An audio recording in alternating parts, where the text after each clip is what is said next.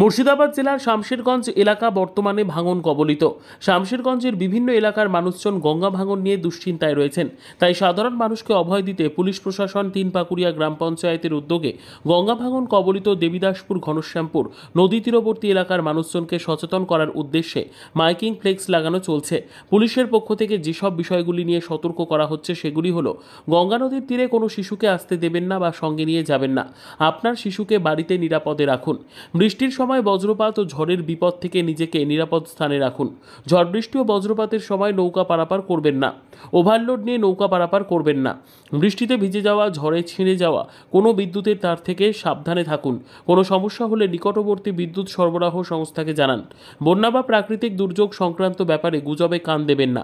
প্রাকৃতিক দুর্যোগ সম্পর্কিত কোনো খবর জানতে হলে স্থানীয় প্রশাসন বা গুরুত্বপূর্ণ মাধ্যমে জানুন। আমরা আতঙ্কিত আছি। আমরা যেহেতু গঙ্গার তীরবর্তী এলাকার বাসিন্দা, আমাদের মনে একটা সংশয় জাগছে। যেহেতু বিগত দিনে জল বাড়ার পর বা জল বাড়ার কমে গঙ্গা ভেঙেছে, তার জন্য আমরা এলাকাবাসী আতঙ্কিত আছি। এর আগে কি ভাঙন হয়েছিল?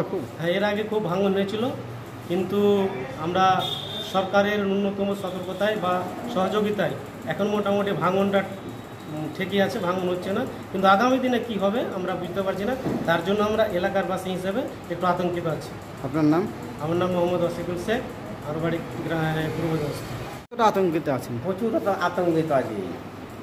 মাইকিং হচ্ছে? মাইকিং হচ্ছে, তো এখন তা সত্ত্বেও আমরা এখন আগেবার থেকে মানে একটু ভয়ঙ্কর হয়ে আছি। ভয়ে মানে আতঙ্ক হয়ে বসবাস করছি যে কখন কী হবে না, জল বেড়ে টেড়ে। আপনার নাম? বাবলু, বাড়ি? পূর্ব দিনাজপুর।